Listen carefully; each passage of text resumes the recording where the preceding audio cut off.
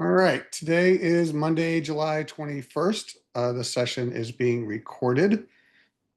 uh, Before we get into the solutions for our third week assignments, just wanted to mention two things. I was looking at some headlines today, and I know that last week we were talking about EIC, and I saw two that were interesting.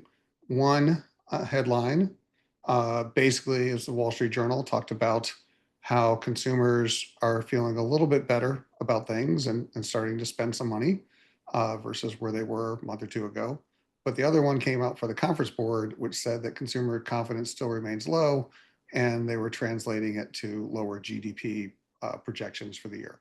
So not necessarily recession, but just general lower growth trends, particularly in the United States. So again, we are in a macroeconomic environment, relatively high interest rates compared to where we were a couple of years ago, and stocks are now hitting all-time highs. So it'll be interesting to see whether or not that remains so in the next 60 days. Um, so regardless, I don't know if anybody has any additional things you want to inject into the conversation, but it just seems like we're in a very EIC driven market right now. Yeah, Jacob. Sorry about that. Hi, Professor. I, So yeah, my question was, yeah, I find it kind of interesting that we're in a period of, relatively high interest rates, and kind of an inflationary environment, even with somewhat stunted GDP growth, low consumer confidence, but that the stock market is performing so well. So it kind of makes me think about the stagflationary period in the 70s. How was stock market performance then? Pretty bad. Yeah. Okay. So it's not really a very comparable situation. No, no. I mean, obviously, we're in a much more complex world than we were back then. But regardless, I'm just saying, as particularly we go into the next couple weeks, when we get into valuation, the fundamentals for a company are, in a way, companies you add up, you get the market, are still there. And what you got to worry about is the disconnect between price and sort of expectations, because that's where markets correct.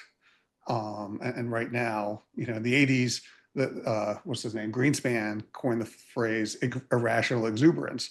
And what he was basically saying is prices got a little ahead of the cash flows and the interest rates. And right now, we seem to be moving more and more towards that type of an environment. Now, we're in earnings seasons, and maybe companies are going to surprise with a bunch of positive cash flow earnings. But there was another headline today that Stellantis just announced that they're expecting a 2.7 billion euro loss this year, 20% drop in revenue. They can't give away a Jeep right now. So sorry to all you Jeep and Ram and Chevy owners or Dodge owners, but your prices are falling because they're discounting the heck, and people still aren't buying them right now. They're huge buildups on dealer lots, and the tariffs are killing them. So is that a harbinger for the auto industry in general? And so, as I said, it'll be interesting to see how things play out over the next 3 to 6 months. But we do live in interesting times. Any other thoughts, ads, things you guys saw?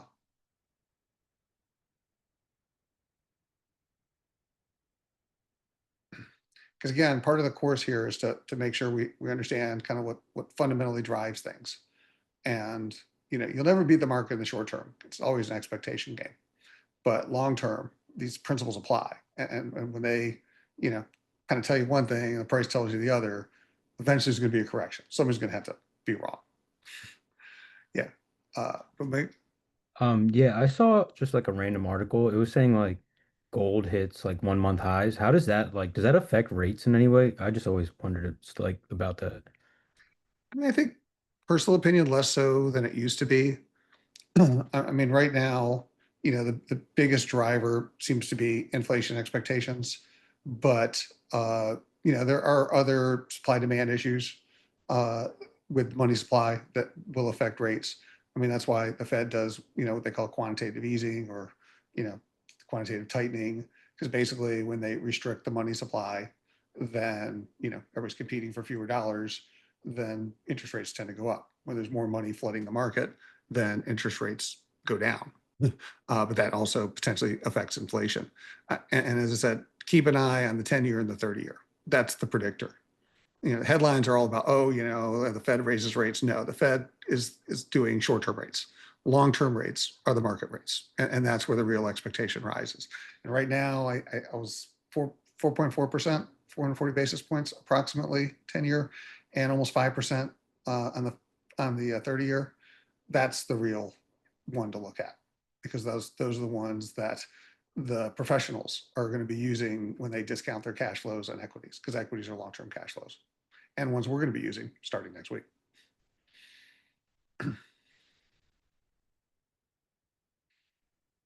All right, so the other thing I wanted to make sure we talked about is last week, I asked that your teams think about which company you wanted to do your group project on. So hopefully everybody was able to settle on that. And I was hoping we can quickly resolve that here as we get started with our class. So I'm going to share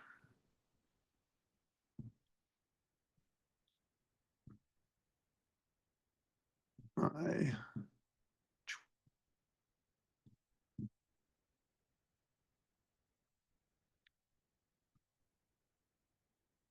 and is Lise Dormius here?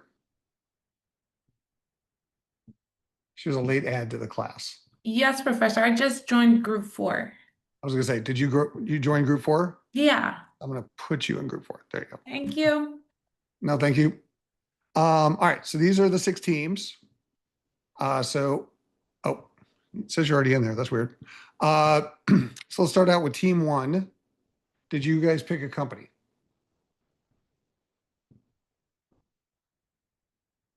And just as a preview of expectations, I'm going to ask the same question 5 more times. So, team 1, do you have a company? I think we haven't, but we're hoping to meet this week. I know we're a little bit behind. So just to be completely transparent, we have not yet. Team 2, do you have a company?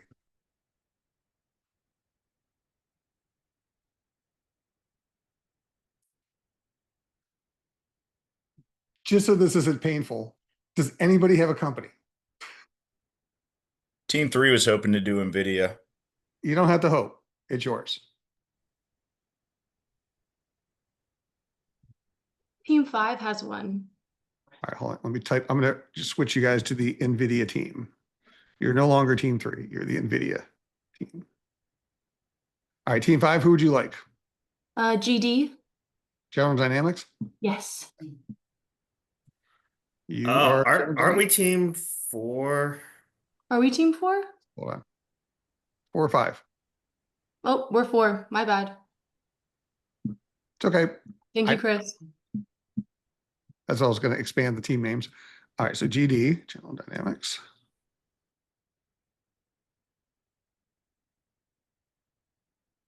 I can spell correctly. There we go. Any other takers right now? Professor, team 2 is going to do Google. / Alphabet.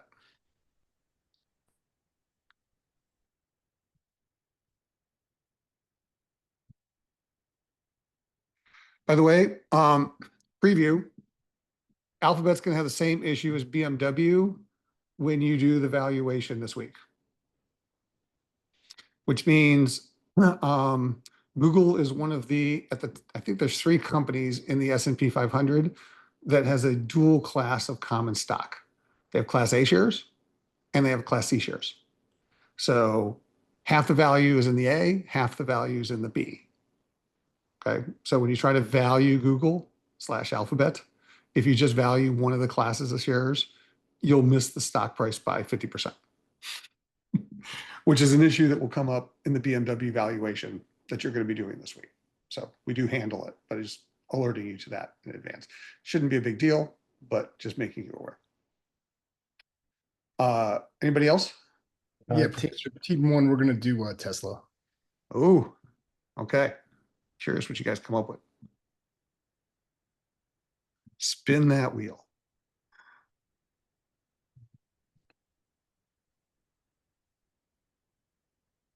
Team 5, we're doing CVS. Okay. Again, another company facing challenges.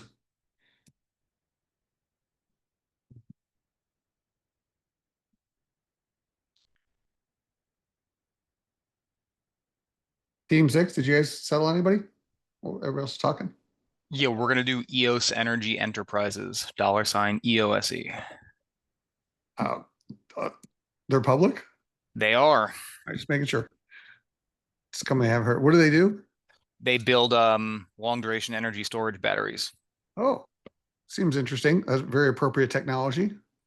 I work with them for work on the technical side, and it's time I learn how to deal with them on the financial side. That's kind of a win-win here. All right, great. So is it EOS? I got close enough? Yep. All right, good. All right, so what I will do is over the next couple days, I'm going to just start putting data here in the files folder, which I don't know why you don't have access to. Some of the MBA house, but somewhere in the files folder, which I'll see if I can get you access to on Elms, it's got to pop up for you. I'll replicate this structure. I'll call it like team projects, and then I'll start putting data in each of your team projects for you guys to use. And obviously you're welcome to supplement with your own data, but I'll at least get you some stuff from Bloomberg based on the assignments that we're doing. And as we do more assignments, I'll put more and more data in there. Okay. Great. All right. Well, thank you for making those choices. So let's go back and talk about our week 3 assignments. So we'll start with the conversion. How'd that go?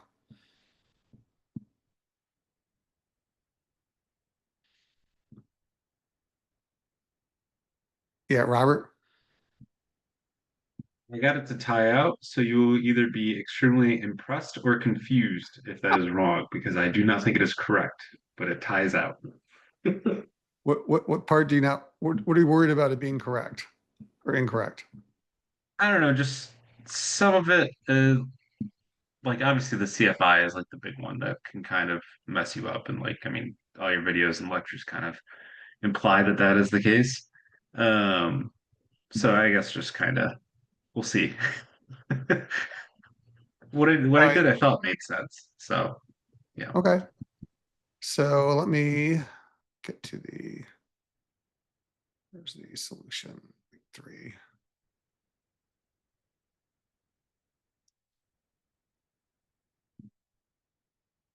All right, let me share the solution here.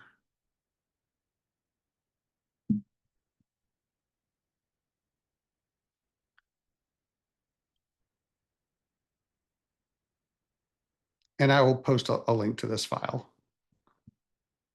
All right, so probably should shrink it so it fits on the screen. Hopefully, this is the first statement, TFI, just pick. Did anybody have challenges with the TFI? Is there anything you want me to go over on the TFI? This should have been, of the statements you had to convert, probably the most straightforward and hopefully easiest of the statements, right? And again, the idea is for all of these, and that's why the numbering I think helps, is you want to put all of your operating things together, right? That's invested capital, operating assets, operating liabilities. You want to put all your non-operating items, assets and liabilities together. It's your non-operating capital. Okay. You want to put all your debt, interest-bearing debt together. Those are your 3s. And you want to put all your equities together. That's your 4s. All right. And for the students that reached out to me for help, I mean, primarily it was just you forgot, to put 2s, 4s into your statement.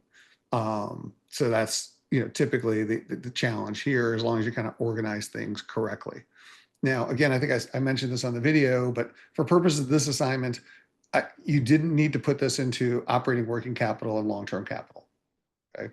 If you just did it this way, where you just put all of your assets, all the liabilities, and netted them for invested capital, that is perfectly fine for grading for this assignment. But starting next week, you're going to start to see statements more in this format, because we're going to want to forecast operating working capital from long-term operating capital separately when we value companies.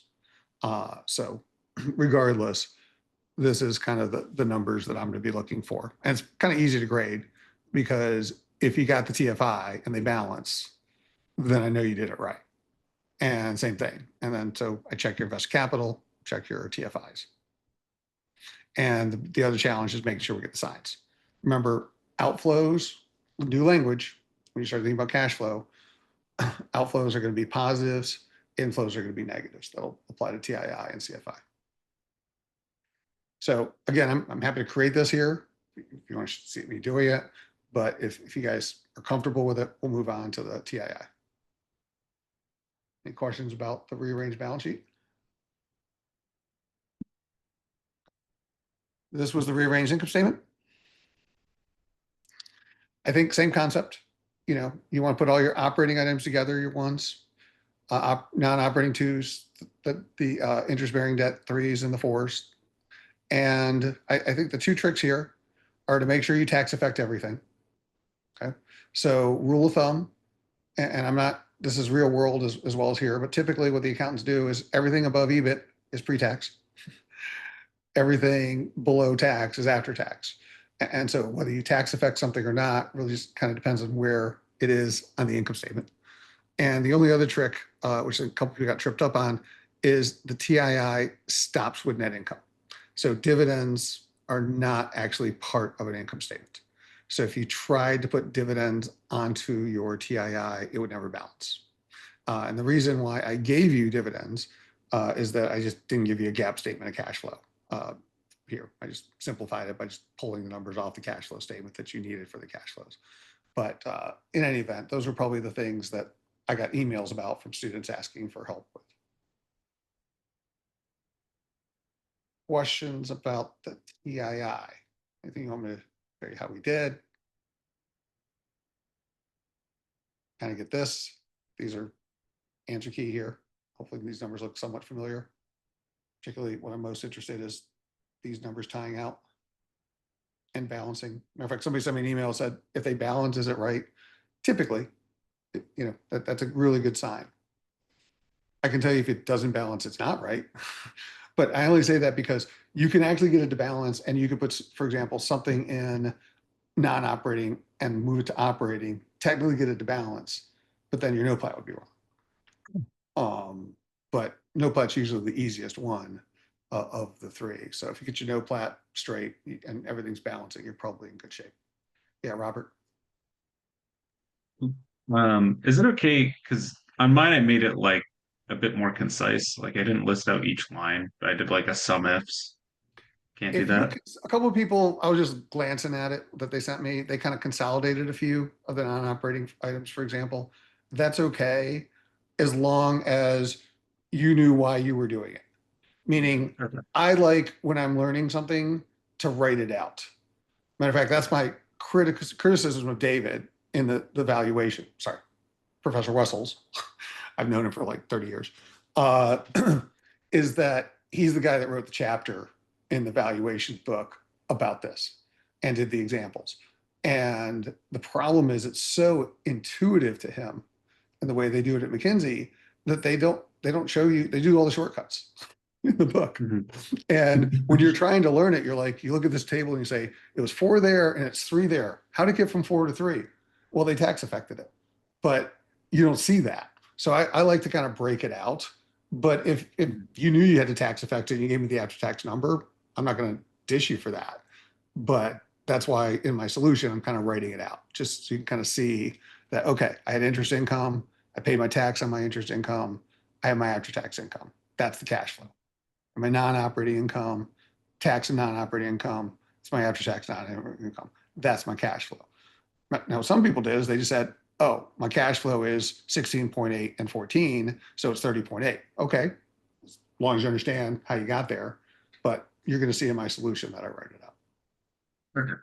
Thank you. Sure. So again, other questions about TII? I mean, the only tricky account on here that a lot of people, I don't know if you guys all took accounting yet, is minority interest. Just to be clear, is everybody familiar with minority interest and where it comes from? And equity investments?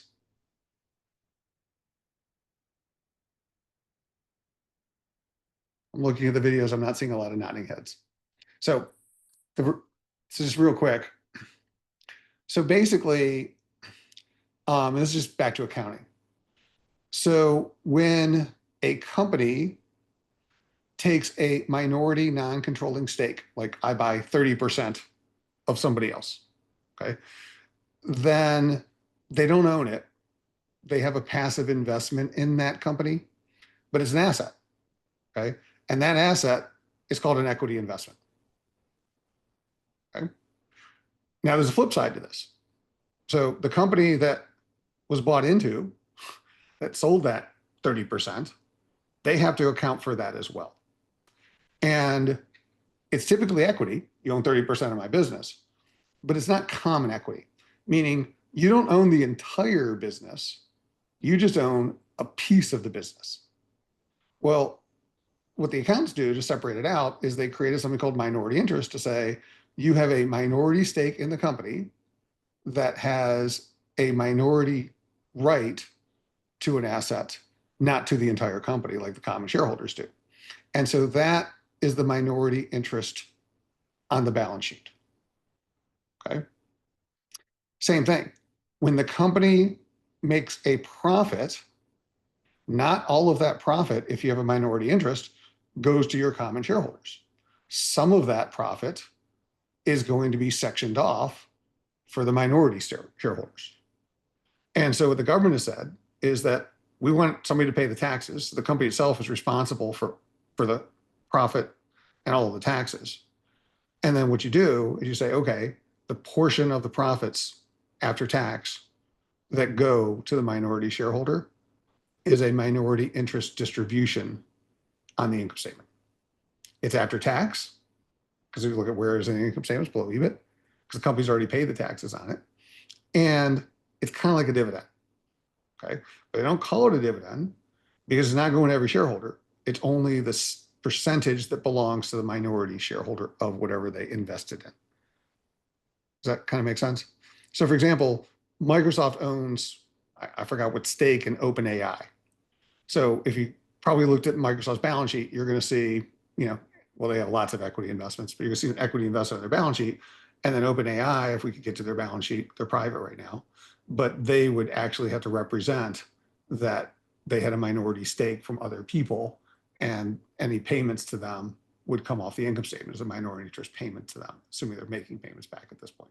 But that's the difference, by the way, between the income statement minority, which is a cash flow, and the balance sheet minority, which is an equity investment, just FYI. And unfortunately, we have to get into accounting, because when we're trying to figure out the cash flows, we got to figure out where the accountants stuck things. It's part of our processes. But back to the income statement. Any other kind of questions about the TIIs? Need me to do something, see something? Everybody kind of get this one?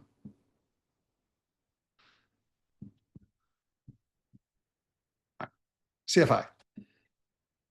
This is the one I got the most questions about, probably the one people struggle the most with.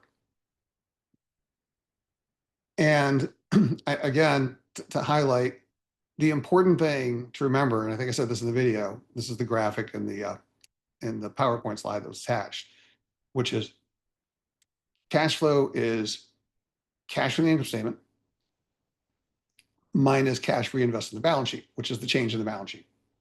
So in principle, that's what you were doing 4 times. You were looking at the cash generated from the income statement, the TII, and you were looking at the cash reinvested in the balance sheet, the change in the TFIs, which led to another point. Because you need 2 balance sheets to do a change, there would only be 2 years of CFI. You didn't have enough data to do 3 years of CFI. So the first 2017, because we lacked 2016 balance sheets or starting balance sheets, we couldn't do CFI for 2017. So you only need 2 years of CFI in terms of your answer. That threw off a couple of people. But the key is, and this gets back to both the book and the video, but free cash flow is, again, more granular. Gross cash flow, it's cash from the income statement.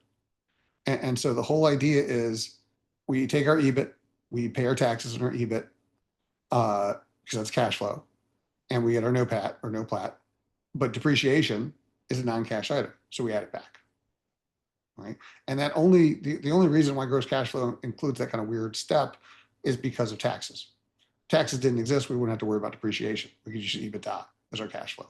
That's why people use EBITDA as proxy, because they say, well, what we're kind of adding back is about what we're paying taxes. Not always. So this is the more formal way to do it. That's your gross cash flow. That's your cash for the income statement. You see the three numbers in row 4, and then you got your gross investment. Now, if you would just use the shortcut, that's fine for this assignment.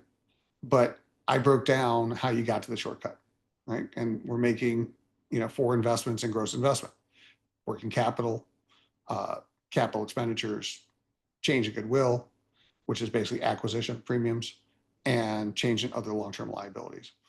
And I gave a couple of formulas there, so we're going through the video. So gross cash flow minus gross investment, free cash flow.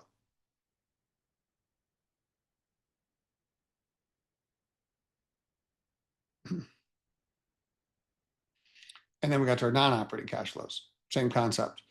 Cash for the income statement, after-tax income, after-tax interest income, after-tax non-operating income, and then change in the balance sheet for non-operating items: excess cash, equity investments, other long-term non-operating liabilities.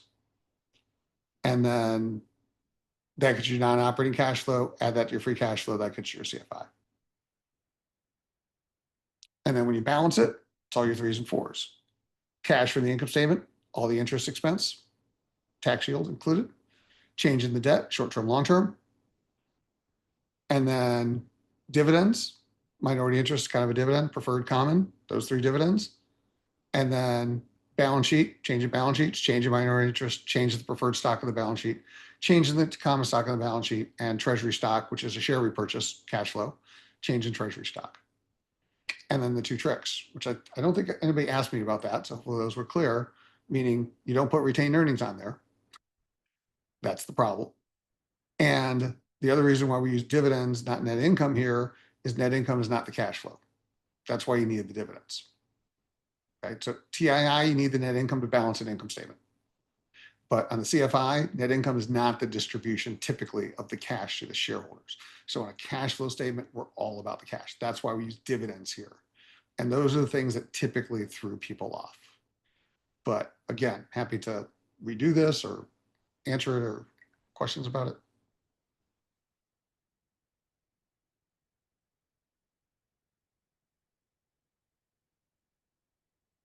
All right. And then for economic profit, 2 methods. The key here is just because I'm asking for what's called BOI ROIC using beginning of year, which basically means you're using current year NOPAT divided by starting invested capital. And that gets you your ROIC. And so to do economic profit spread method, spread. If I have a 4.9% ROIC and a 6% WACC, I have a negative NPV. So all it's doing is economic profit just says, if that were 1 year, what would my negative NPV be for 1 year? So I take my spread, negative 1.1%, times my capital, last year's capital. I lost 30.46 million of value in a year. That's economic profit. It used to be called EVA. It's trademark. That's why we can't call it EVA. So, and then method 2, I make 161, capital charge of 195.6, which is basically 6% of 3260. Made 161. I needed to make 195.6 to pay back 6%. I was 34.6 short. So that's just the balancing method, but that was the EP tab. Questions?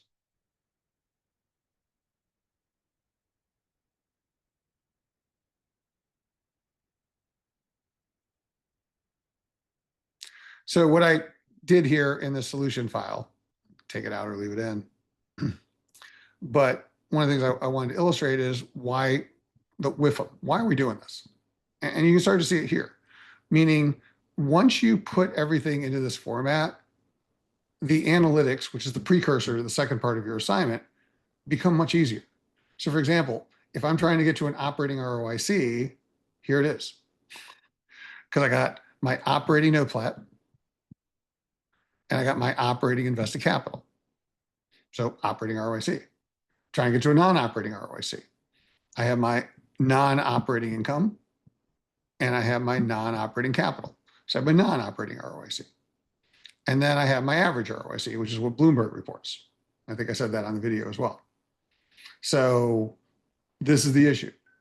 Most people are lazy and value companies based on that number.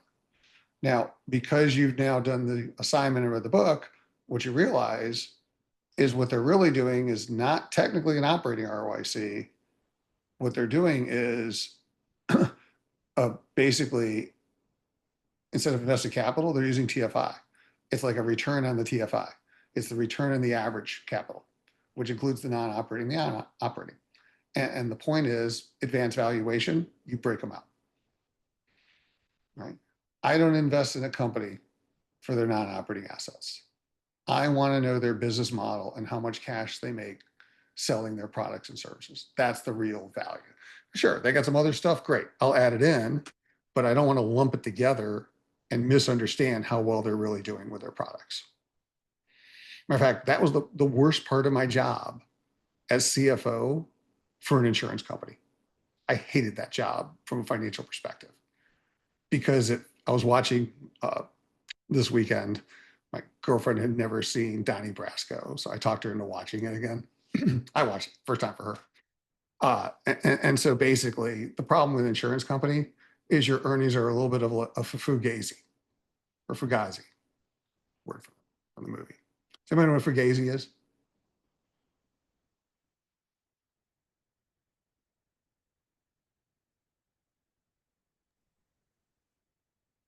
Like the DC hardcore band. It basically means fake. Here's the problem with an insurance company. It's all reserve accounting. It's discretionary. So what do you think my loss is going to be in the future? And you have actuaries that do this. And then the actuaries come to you and they're like, are you okay with this? And you can ask them to adjust it and they'll adjust it. And if you decide you want them to adjust the reserves down, guess what? Your profit goes up. And if you want to adjust the reserves up, your profit goes down. And what's the basis? It's a forecast. And it gets very subjective. And so I worry that insurance becomes a very challenging business to value only because you can make some adjustments that, because you're dealing with the future, that are defensible, but may not necessarily match economic reality and more political reality. I need to make my earnings target. Oh, I'll just reduce the reserve for a quarter. Like that type of stuff happens in the real world. It makes me very nervous. That's why we don't do those types of companies in valuation in this class, because typically manufacturing service companies don't get that discretion. You don't get to reserve accounting a lot of things. Maybe an inventory loss reserve or something like that, but you can't really swing your earnings a few $1 billion because of a reserve account.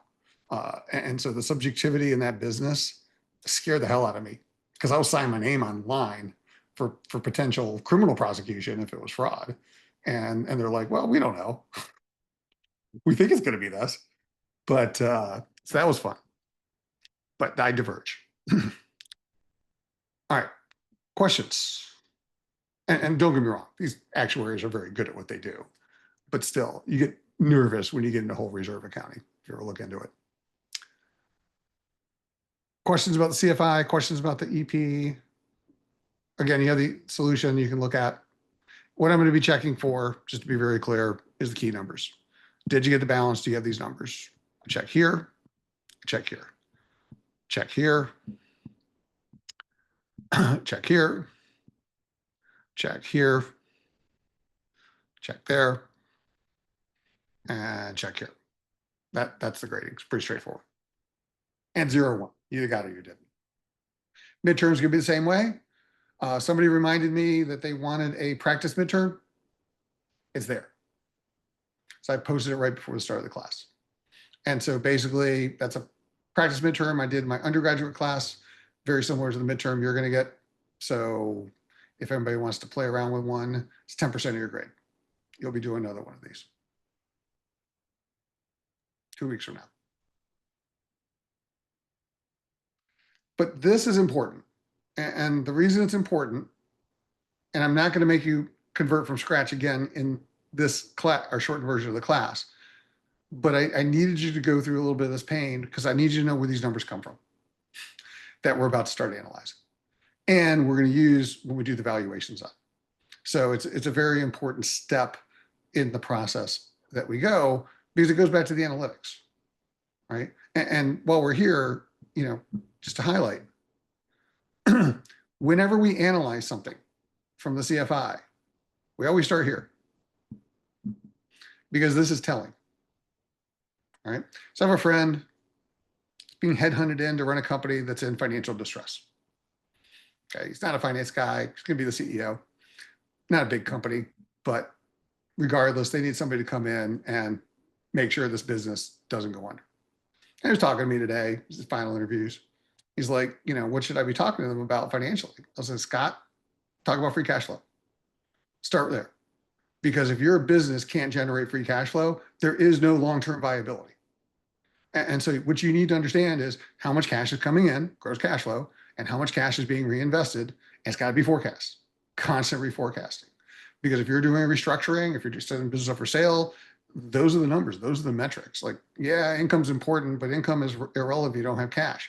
What's driving cash? What's driving investments? What's driving collections? What's driving payables? What's driving sales? What's your sales pipeline? What's your, how long does it take to sell things? How long does it take to get the cash in? It's all cash. And that's why we always start here when we analyze these statements. It's all about the free cash flow. Because here's the point, and this is what's different in this class, is we balance this. If you have negative free cash flow, if I have negative 475 million of free cash flow, that means I spent in this year 475 million more than came in. How did I get the money to do that? Well, now we know, right? Because we know that this company generated about $250 million in non-operating activities, primarily by selling an equity investment in itself of $220 million. See, that's the analytics. But they're still $227 million short, right? So, and oh, by the way, they had 130 million savings they drew down. So 350 million of the 475 was hitting the cash reserves and getting somebody else to write them a check. Great. That wasn't enough to pay the $475 million. So I know they needed financing right here. So where'd it come from? Well, you tell me. Where did the financing come from primarily to fund that? Look at those numbers. Robert, hold off with your question. Where did it come from, John? You can see it in the change in long-term debt. That negative 400 means 400 came into the company. Yeah, and that's the point. Like you start getting much clearer sight lines and what's going on with the company, right? Sorry, Robert, you had a hand up for a while. I'm just curious, is retained earnings the only equity account that you don't keep track of? Because I ended up just taking the equity and backing out the retained earnings and just did change in equity. Primarily, with the exception of, and again, I don't want to say always because in accounting, it's never an always, but as long as there's not any non-cash equity accounts on there as well. Because the key is it's the non-cash equity. Because when you start putting non-cash accounts in cash accounts, it really screws up your cash flow. Okay. And that's the key. You can't, you have to basically separate out those non-cash impacts. That's why depreciation has to get taken out. All right, the only reason it's in there because it does affect cash flow because it affects taxes. As I said, if depreciation had nothing to do with taxes, we wouldn't have to worry about it. But unfortunately, it does affect taxes because you can deduct the depreciation and then pay taxes on the reduced amount. So we need to get that cash flow tax. Then we have to add it back because it was not a cash flow to begin with. And that's why it complicates it. But the same is true in equity account. I haven't run into one, but I'm not saying it doesn't exist out there. Of like the common ones, though, That's the most, that's the only one Right. in 15 years that I've run into teaching, or 18 years teaching this class. Right. And Yeah, thank you. Good question though. Other questions about all this? All right, so let's pivot to Ferrari. So I had you do two parts of the second assignment. So one was to look at, grab the Ferrari files, the ROIC tree, and the other was the cash flow, which we were just referring to. So share this.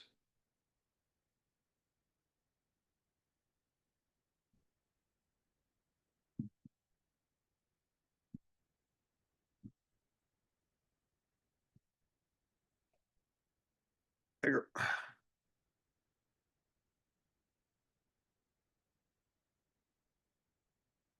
Right. So these are all, again, percentage of revenue, with the one exception of the revenue growth rate. All right. So you guys help me walk through. So what's the answer on how they're doing over the first 5 years? Why did the ROIC go from 16.2 to 23.4?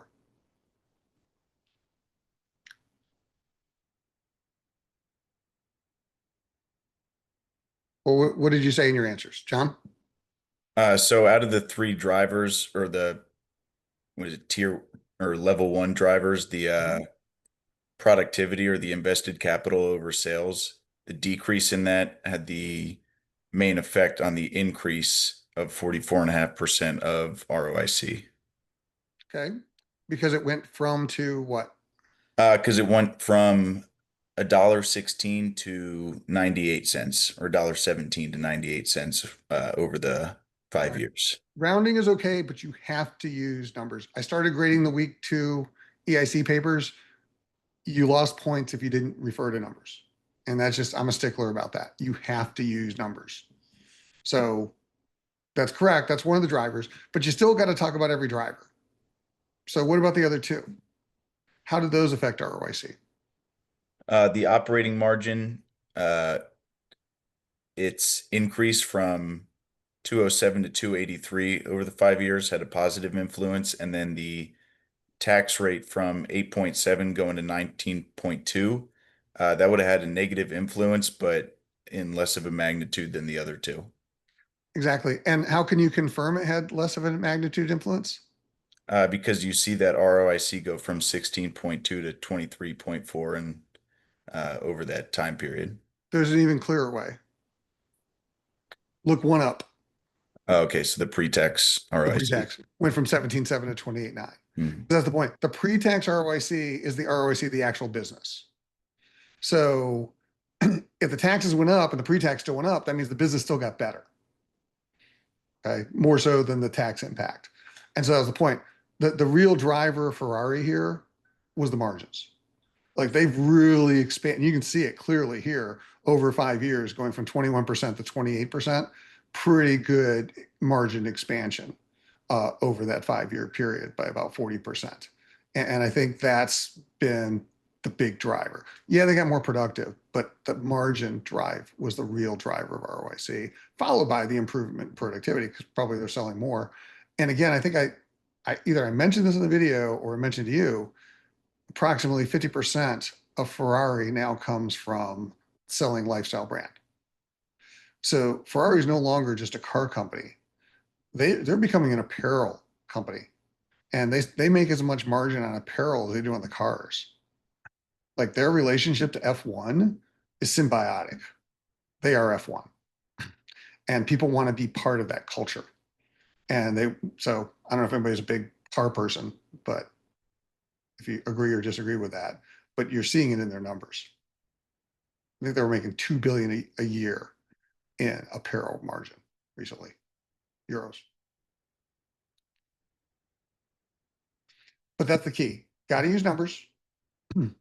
Have to talk about all the drivers and understand the relationship between the drivers. Here's the difference between this assignment and your group project, which is 40% of your grade. When you get to group projects and the company you just selected, I care about all 5 years, not just the beginning and the end. So for purposes of this first assignment, if you did what he just said and covered the beginning and the end and used numbers, I will give you credit and the impact. But the intervening years will matter as we go on as well. Questions about the level one? Questions about how they interact and how they and what they're doing? Because the whole point is we're trying to explain what's going on with the ROIC. And so when you use the numbers, it's important to not only know that the numbers change, but what's the impact on the thing above? So the margin improvement is improving the pre-tax ROIC. The invested capital sales improvement is improving the pre-tax ROIC.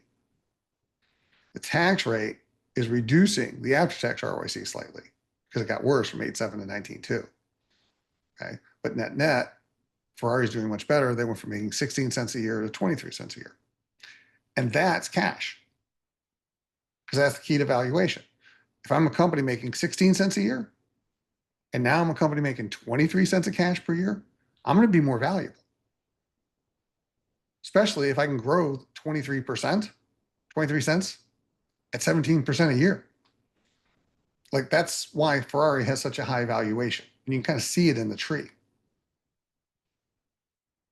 Questions, if they can continue. All right, so somebody help me with level 2. Why did the margin go from 27 to 28.3? Somebody else. Zane?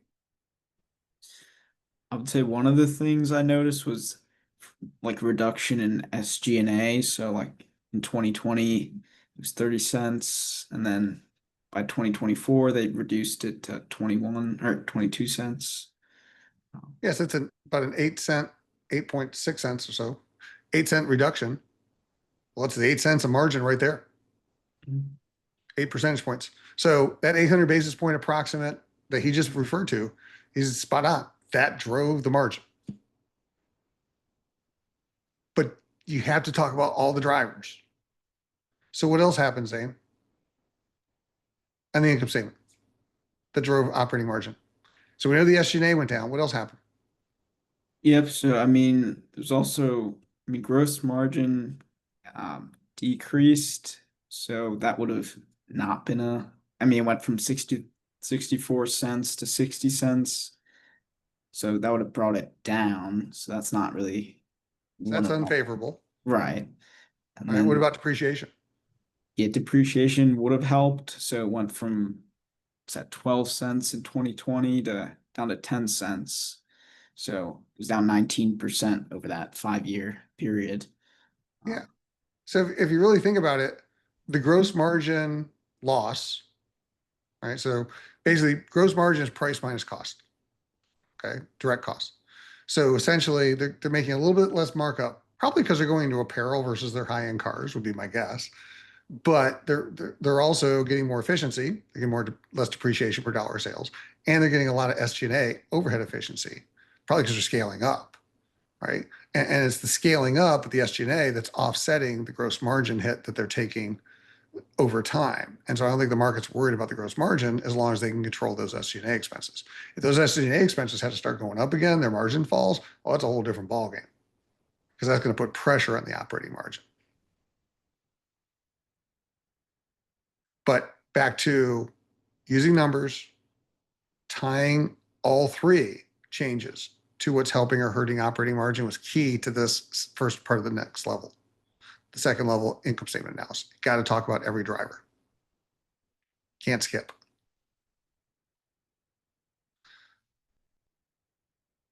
Pat? Question about like when you're looking at this gross margin, stuff like that, would you ever be concerned that when you're seeing the gross margin go down, your operating margin's going up because you're decreasing the SG&A and depreciation, that they're cutting stuff to cover up the fact that they're not able to maintain the same margins, and then you see the revenue growth also going down? Would you have to dig into that more? Or like, I guess that's my question, is how do you differentiate between more efficient and cutting costs because they know they're in a bad situation? So a long time ago, back in the 90s, I was working with a company called Land's End. I was training a bunch of their merchandisers.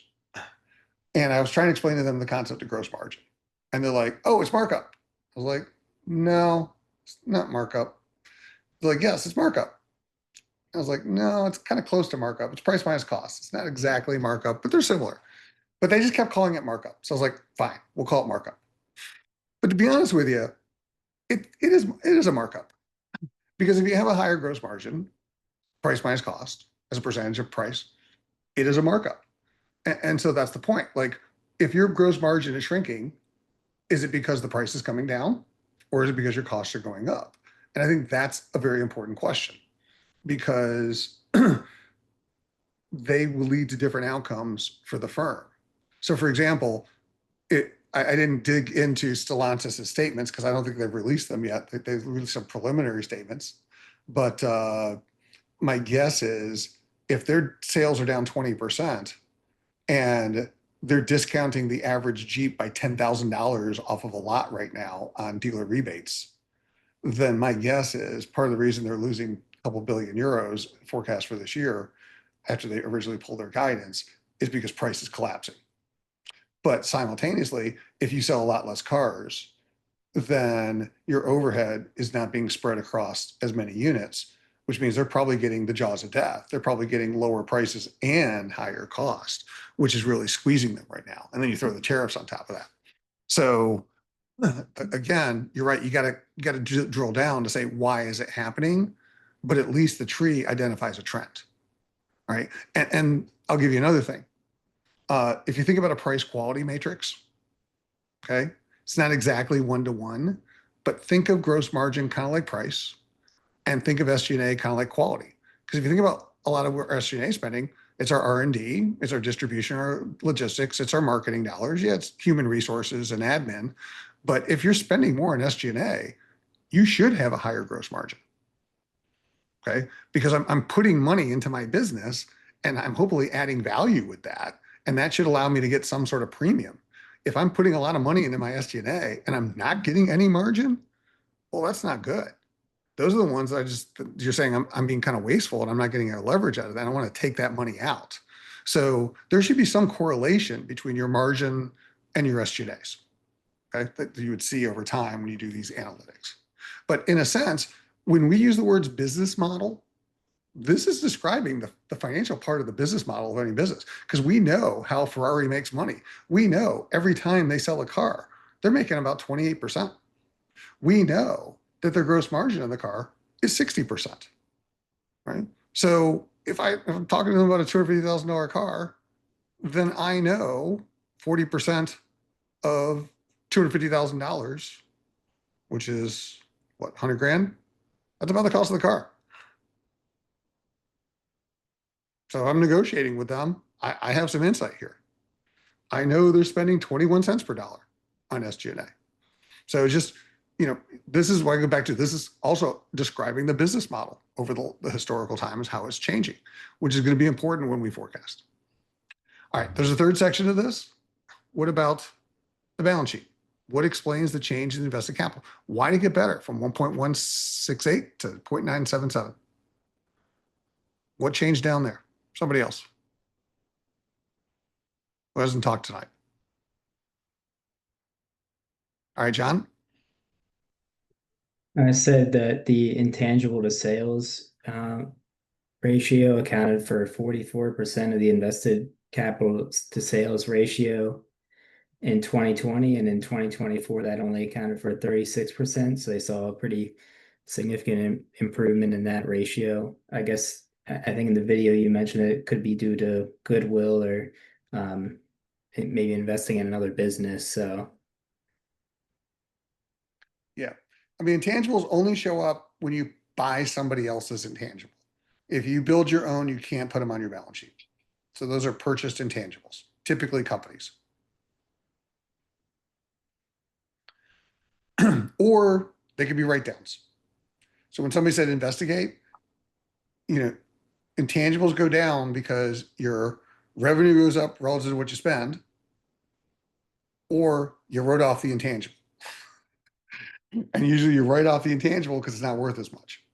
So that's the other way intangibles go down. But regardless, they got a lot of productivity for the intangibles. So here's what's interesting. What about working capital? What happened there?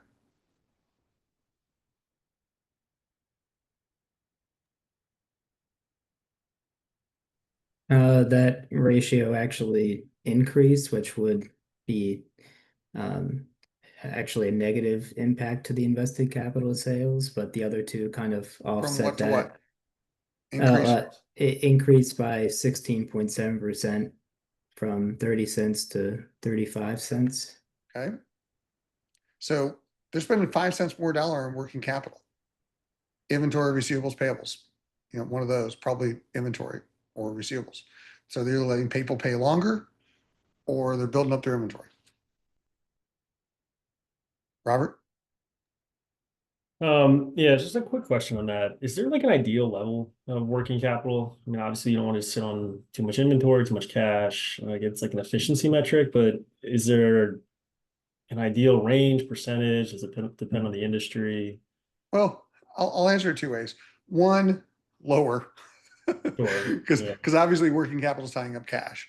But two, I do think industry benchmarks might help. Meaning, there's some industries where you're just going to have inventory, and you can't get by without it. So you're going to have working capital. Other industries like service industries, Alphabet, company doing that. Alphabet doesn't need inventory. A few Pixel phones, that's it. I mean, you don't need inventory to do Google AdWords.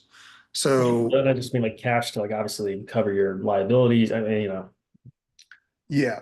Well, that's the other part, which is these aren't all the metrics. I mean, there are some liquidity metrics, et cetera, that you want to look at, but it's really just kind of a sense of the operating performance of the business. But an operating perspective, for spending more on working capital, and we know that. Now, we're probably less worried because the margins are very high on that right now. But nonetheless, it's a trend to watch. And we want to know, was it inventory? Was it receivables? Or was it payables? Are they just paying too fast? I doubt it, but there's data to be there. So again, back to old financial statement analysis 101, it doesn't always give you answers, but it gives you good questions. And in our case, it sets up the business model and starts to help us understand some trends for cash flows. All right. What about PP&E?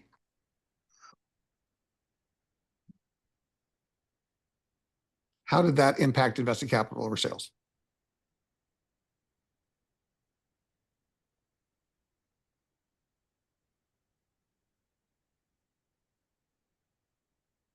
happy to take that one. Go ahead. I improved it, so dropped from 36 cents to 27 cents. So basically fewer capital expenditures over the 5 years. Okay. Or more efficiency. Or yeah. Again, if they've been growing, look at that growth rate, then that might be they're spending the same amount, but they're growing it. So that's less as a percentage of sales. One of the two. But either way, you're absolutely right. They're more efficient, going from 35.5 to 27.4. So here's what's interesting. If you take out acquisitions, okay, you kind of look at the core business of Ferrari, making cars, the PP&E and the working capital, they're spending about 65 cents per dollar in 2020, 34 and 35.5. In 2024, 35 and 27, what's that work out to be about 62, 63? In their operations, they got about 3 cent net more efficient. Most of the efficiency was the reduction in tangibles, not really a cash item. This is where the cash is being churned. So they're spending about 3 cents more in the core areas of running the balance sheet for 8 cents a margin. It's a good trade-off. Net 5 on a free cash flow basis. And you're seeing it right here in the valuation that we're going to see on the CFI, because you're going to see improvements.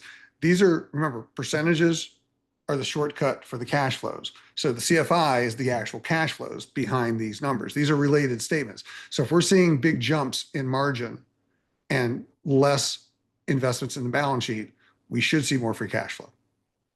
And that's the next statement that we're about to look at. But before we jump to that statement, those were the core numbers. And then what I like to do is work backwards, the very end. So once I've done all my first and second level analysis, now high level. Okay, what happened to drive the margin? Well, it's really that, some point earlier, it was the overhead, it's the SG&A. That 8-point drop in SG&A was a big driver of the margin. And that big drop in intangibles was a big driver of productivity. And together, the 8 points of margin and productivity drove that pre-tax ROIC from whatever it was, 17.7 to 28.9. And despite the fact they paid a little bit more in taxes, don't think 19% is an unreasonable rate, from 8.7 to 19.2, their after-tax ROIC went from 16% to 23.4. So just, you kind of work your way left to right, summarize right to left. And hopefully get a good understanding, because these are our baselines. Not that the past repeats itself, can't drive a car looking in the rearview mirror, but this is the baseline if we were to value Ferrari, start to understand their business model that we're going to forecast. And good for benchmarking. So when I work with real companies, I literally give them this. So I'll have their execs and I'll give them these trees for them and every one of their competitors. And then we analyze. And it's very useful for benchmarking because it really illustrates how you're performing against your peers on kind of core metrics. These are the key value drivers. All right, questions about the tree? And what we just discussed here is exactly what I'm looking for in the grading.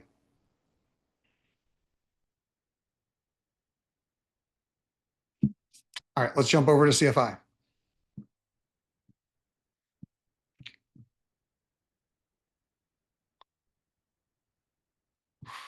So statement number 2, cash flow available to investors for Ferrari. Share.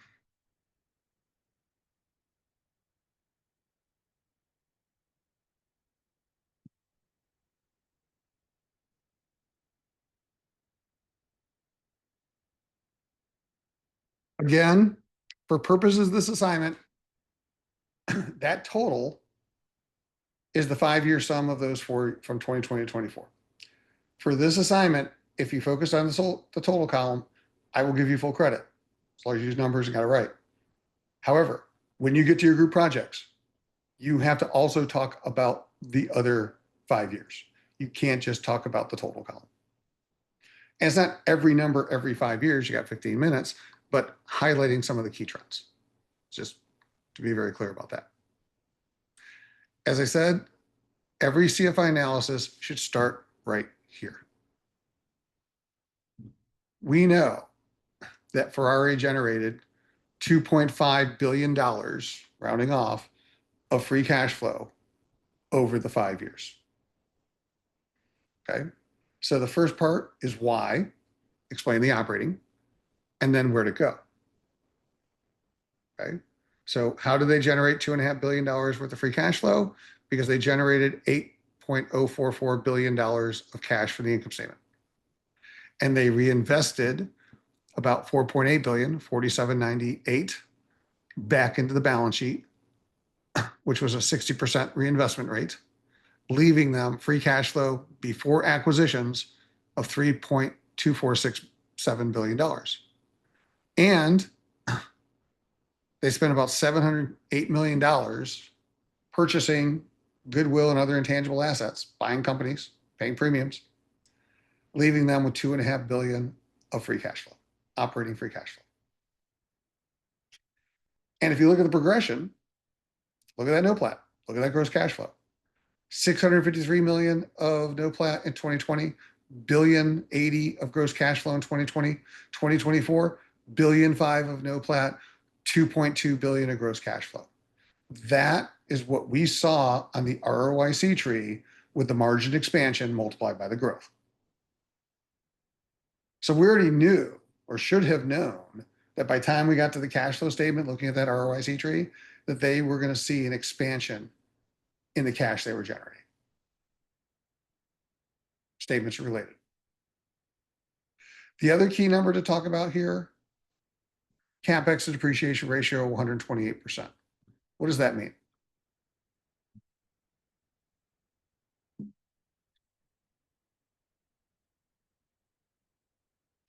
How about somebody else? Anthony. The CapEx to depreciation ratio is over 100%. So they're spending more on new equipment than they are in writing it off their books. So they're forecasting growth. And since it's like plus or minus 10%, it seems like their growth is pretty consistent. Yeah, and exactly right. And this is something that's overlooked. Like companies generally don't announce expansion projects and say, we're just spending for the hell of it. So if you see big, ratios like that, it suggests, as he said, that Ferrari expects continued growth. And they're putting money into it because typically most capital projects are going to take a year or two to come online for bigger companies, or at least 6 months, 12 months. So you don't spend in advance if you don't think you're going to have and need more capacity. And it's a rule of thumb because obviously you might have a bunch of capacity and able to grow because it's sitting around underutilized. But back to assumptions we make, we assume that you should just in finance, and this is important for cash flow, we make an assumption that you got to put in your depreciation to maintain what you got. So depreciation in finance will be a proxy for minimal capex. And that's why this is an important ratio to look at as a predictor. Correlation.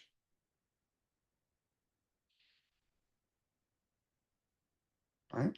And then it just becomes, all right, well, where'd it go? I know I have $2.5 billion more that I generated relative to what I reinvested. What did I do with the money? Well, I eventually paid $1.9 billion to my debt and equity holders. That's my CFI. So how did 2.5 billion become 1.9 billion in non-operating activities? Well, the big number here, increase in excess cash. Ferrari banked over the 5 years about $786 million into excess cash. So they took of the 2.5 billion, they took almost 800 million of it, they just put in the bank for whatever reason. But we know they did. Matter of fact, when did they put most of it in the bank? What year?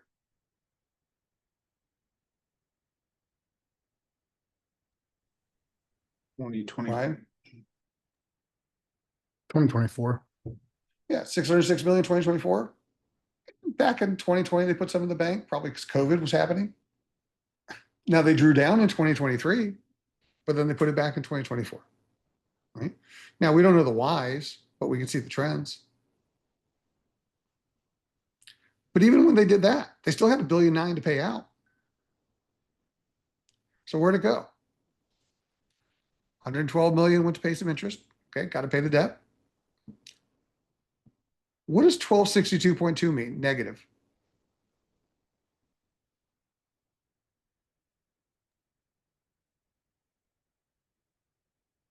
Robert or Brian? How about Brian? Show your hand, Brian. Well, they took out some more debt to invest in other places, essentially. I think I said this on the video, but on your midterm, there's a good midterm question. Did they need to do this? No, they didn't, because their free cash flow and their gross cash flow are both positive. So they have money that they can use, but they chose to take out more in order to fund what they wanted. So what? So then this is where we get back to granularity. I absolutely agree. So what discretionary items were they trying to fund and when? So if they had free cash flow every single year, when were they taking out the debt? They took it out in what, 2024? They took some on 2020 and then also again in 2024. Why did they take it out in 24? Did they use it to pay for CapEx? No, I believe it was repurchasing shares. Yeah. Yeah. So that's the point. A lot of companies still do this. That particularly when interest rates were lower, they were borrowing debt, pay off the stock price. And you can see that. And this is something I think I mentioned in the video as well, is like when you start thinking about a company, like, why are you using the debt? Like, are you using the debt because you're investing in new product development or R&D or building equipment, or are you using money to just pay off another stakeholder? And from a stakeholder standpoint, cash is cash. Fund, I like getting cash, but I'm going to value it differently, because if I take money and I give it to BlackRock or somebody else, or some hedge fund, Elliott, then the problem is I'm not putting it in innovation, I'm not putting it into building more products. So that's kind of a one-off. So there's some insight here, but nonetheless, it was discretionary and they added some debt. Where else did the $1.9 billion go of CFI?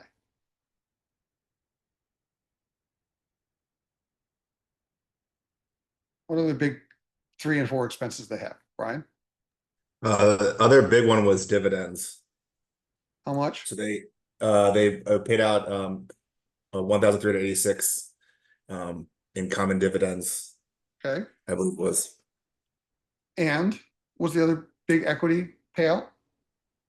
Their repurchases, they 1,798.9. Yeah, and what's 1,400 and 1,800? 3,200. And how much cash do they have available to pay out? Originally they had the 1912.5, and then they took out, because they took out the extra loans, they were able to cover that. Exactly. So that's what that is the exact insight. We know they did that. And it's clear right from these statements. So there's two reasons why I made you go through this horrific exercise of balancing these statements. And you can see one of them right now, because it gives you a much clearer picture of what's going on with a company. Because think about this. If I asked you to do the exact same analysis and we just stopped here and you saw none of the below, everything Brian said, you could not make that insight on. All you would know is they generated $2.5 billion of free cash flow. That's all you would know. And that's where most people stop. So I know balancing sucks, but balancing is insightful. Right? And I think that's the value of what you did. And if you continue to do this. And then the other thing is mistakes, because it's really easy in all these things to make a mistake. And you don't know if 2539 is right because it's not balanced. If you balance it, you're more likely not to have made a mistake in the free cash flow. And I mean, there's been some newspaper articles recently where companies made major mistakes in their cash flow forecasts. And they're kind of sad. People get fired, shareholders start suing them. But like, you don't want to make a multi-$100 million mistake and then look foolish. Like, so balancing is actually very helpful. That's why accountants use T accounts.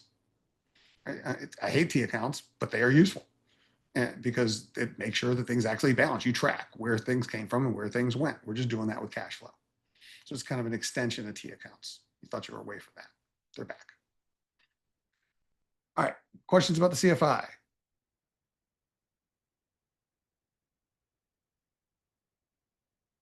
Any trouble walking through the analytics of either of these? Any questions about what any of these things meant?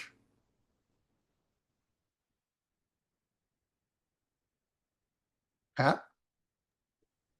I guess, is there any reason, can you give an example of when repurchasing shares would make sense and not just a way to boost the value of the company for stockholders? You answered that in your week 1 assignment. So somebody give him the answer from week 1.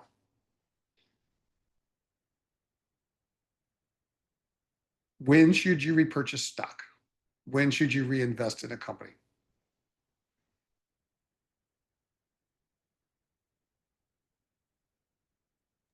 When your investment, your other investment opportunities won't have the same return as the reinvesting in the company. Okay. Anthony, you want to add into that? Yeah, I was going to say when it has positive spread. What do you want to do with positive spread? That is when it is a good opportunity to invest, but then you need to compare that against other opportunities to invest against other companies with positive spread. And what rate do we use for the other opportunities? You use the other you compare them. Well, assuming you want to stay within the same market, you compare against competitors within the same. That's cost sector. Of capital. Yeah. That's the whole point of cost of capital.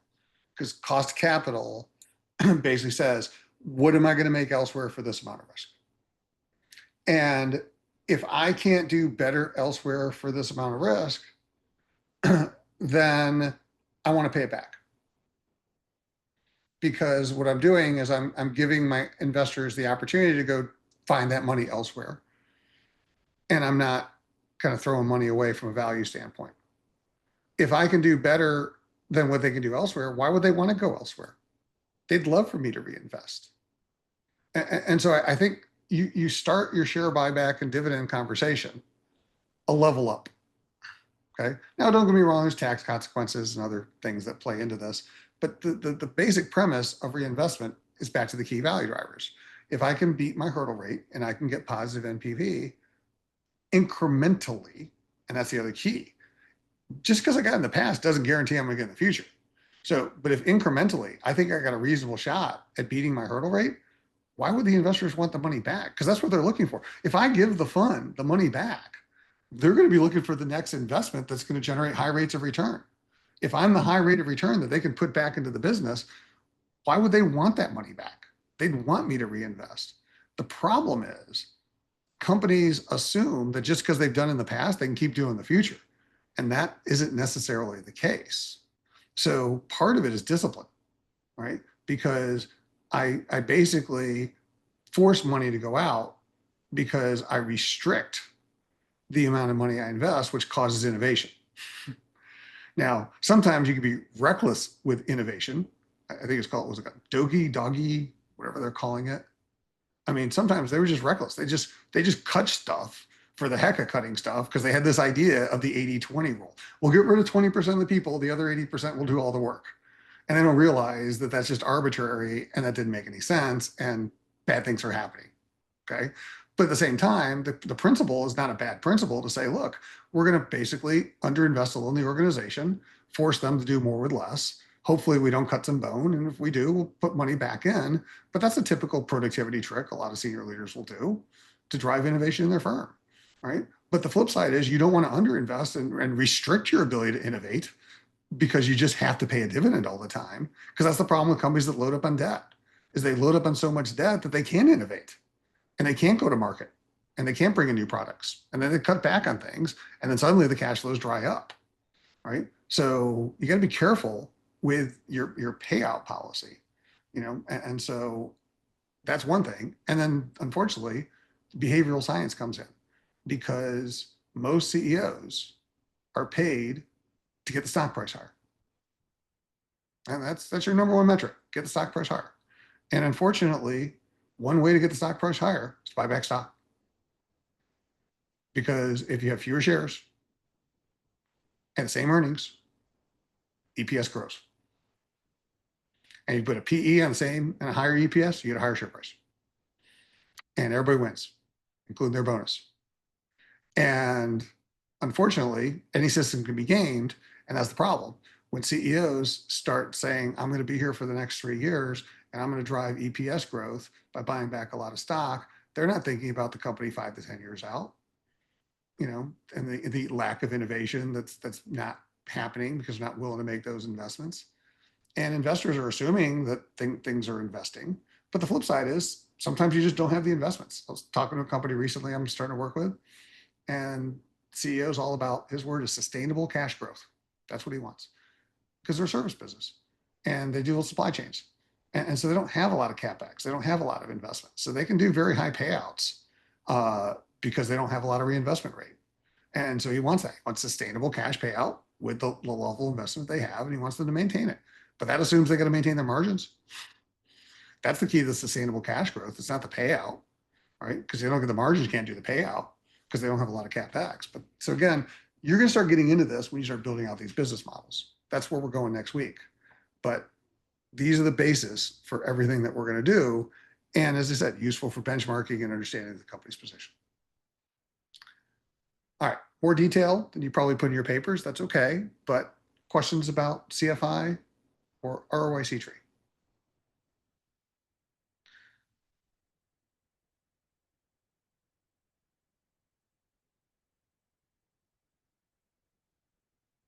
All right, week 4. Here's what's coming. So in the spring of 2024, approximately, we have 14 weeks with my undergraduate class, which is the videos you're primarily watching. We did a valuation of BMW because that was right around the time that Trump announced his first round of tariffs. And their stock price dropped like 10 euros immediately. And so that's when we did the valuation, because I thought it'd be really interesting to figure out, like, what are they worth? Plus, there were 2 other nuances. I wanted to illustrate that this process is not an American process. This can be applied to any company anywhere in the world. Doesn't matter who you are. And it doesn't matter what the currency is, because as long as your discount rates are in that currency, and that currency, it doesn't matter. Dollars, euros, yen, yuan, whatever. Okay. And second point I wanted to illustrate to them is BMW had a little bit of a challenge because half the company is owned by the family and half the company is owned by the public. So they have two classes of stock. And so when you're valuing BMW, you value the company, but half the company goes to the family and half the company goes to the common shareholders. So I think it was like an 80 euros value, but it was a 40 euro stock price. I'm trying to remember the numbers approximately. But so just there's a couple of nuances here, but I think there are important nuances for valuation. So what you're going to do this coming week, and this is also very important that you are aware of this, is that you're going to build a reusable valuation model. Okay? And we're going to reuse it the rest of the semester. And I am not going forward going to give you a solution as an actual Excel file. So whatever file you create, you will have to continue to use to do the future assignments, including your group projects. So you got to get it right. That's why the assignment for this coming week is basically to match exactly what I do. Because if you match exactly what I did in creating the BMW first part of the valuation, then I know you got your model right. Okay. If you didn't, then your model is not right. And when you have to reuse it, you're going to have problems. So there's 2 weeks of valuation modeling coming up. First one, we're all going to do BMW. You're going to basically watch the 2 videos and you're going to create a reusable valuation model tied to Bloomberg, matching BMW at the time, March 2025. The following week, assignments, I'm going to give you data on another company and you're going to value it yourself using the model that you built. So that's what's upcoming in the next 2 weeks and then beyond. And that's also the model you're going to use for the 6 companies you just chose as your group projects. So right now, you can't share models. I need everybody to build the models themselves. It's the only way you're going to learn. If I gave you a model, you wouldn't understand it. It's too complicated. And if you use somebody else's model, you wouldn't understand it. You wouldn't understand why things do what they do. It'd be a black box. So this is a very important week in building blocks. And I think it'll help you understand like how to forecast evaluation. And these are real. Like what you're learning here is used on Wall Street, right? The only difference is level of detail. But the concepts of the model are there. I've had people who have taken this class and my undergraduate classes that work on Wall Street that use these models. And they call back, I'm like, can we have the updated models? So we now are going to go to the applied stage, right? So just giving you a sense of that. Now, so you're not starting completely from scratch, all right? I'm going to give you an Excel file to start from. So for next week's assignment, let me pull that up just to kind of preview this.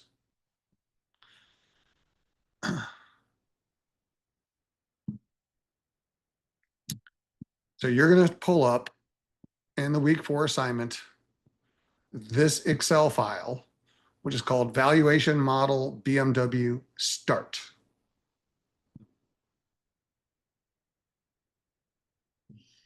Here's my Zoom. Share. Has a series of tabs that go from left to right. Okay, it's explained in the video, but I'll just give you a preview. This tab called Model Data is all of the historical income statement, balance sheet, and cash flow data from the company, from Bloomberg. Okay, and it's just exported row by row. We need these fields.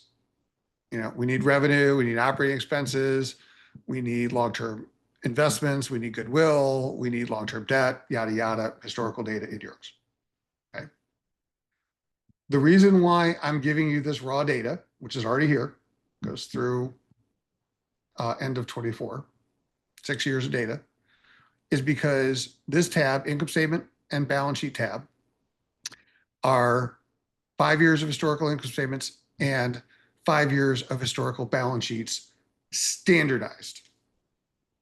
Because if you're building a reusable model, you need standardized statements. So I had to create a standardized income statement and a standardized balance sheet. So this is a standardized income statement and a standardized balance sheet for manufacturing and service companies. Okay. And this represents, in 17 years, all of the data that we found that companies report that need to be put on a standardized statement. And I've already mapped that. So this raw data creates these historical 6 years of standardized statements. You would have appreciated this for your previous assignment last week. I then mapped these standardized statements to a balancing TFI, a balancing TII, a balancing CFI, and a balancing economic profit automatically, historically. So everything you just did, the model does for you, converts it all. And automatically generates an ROIC tree. Okay, that's where you start. Now, there's 2 other tabs to be aware of: assumptions and ratios. Best practice for modeling. We take historical statements, income statements, balance sheets, and turn them into historical ratios. Everything on the ratios page, with the exception of revenue growth rate, is a percentage of sales. So these are all the percentage of sales for the income statement and a percentage of sales for the balance sheet. What we're going to do, and this is where you start your assignment, is we're going to forecast the ratios for BMW. 6 years, arbitrarily. Okay? 6 years of ratios. And we're going to turn 6 years of forecasted ratios into 6 years of forecasted income statements and balance sheets, which will then create 6 years of CFI. That is the first part of next week's assignment. The second part of next week's assignment is to take those forecasted cash flows and turn it into a share price. That's called enterprise DCF. And when you do this, you're all going to get to the same answer that I did. So the real key to next week is to build with me on the video and match it and do what I do and get the answers exactly that I get. Okay. And then you're going to create 3 variations of that model. A bull. So going forward, valuation will be 4 models. As is, which is the price of the company at the time of the valuation. We're going to model it. Then we're going to have a bull and a bear. How high in the next 12 months can the share price reasonably go? How low in the next 12 months can the stock price reasonably go? And we get to that by manipulating the assumptions. Change the margins, change the growth rate, change the tax rate, change the key value drivers, and with rationale. And then we get to what's called a target share price. If the bull's at the top of my range and the bear's the bottom of my range of where the stock price could be in 12 months, where do I think they're going to end up in the range? That's called the target share price. So going forward, every time we value a company, you're going to create 4 Excel models. And going forward, I'm going to ask you to write papers. And the paper's basically going to be explain your assumptions. So if you think that BMW has 10% upside in sales and 2% upside in margin, you got to give me a rationale, real world rationale. If you think BMW's margins are going to be cut and they're going to look like Stellantis and they're going to see negative sales growth in the short term because of tariffs, you got to say that in your bear scenario. And that's also going to be very important for your group projects because part of valuation is science. Math is the easy part. Part of it is art. It's understanding why you're using the numbers that you're using. That's just as important. So that's what you're going to get into this week and next. One company we all do together. Next company you'll do that'll assign. Third company you do the group project you just presented. Okay. And so again, for the teams you just presented, you're going to do an EIC, start putting some of that data there. You're going to do a historical ROIC tree and CFI. This model creates the CFI. This model creates the ROIC trees. And then you're going to do the valuations. So just kind of a preview of where we are and where we're going. As we get to 8 o'clock, any final questions?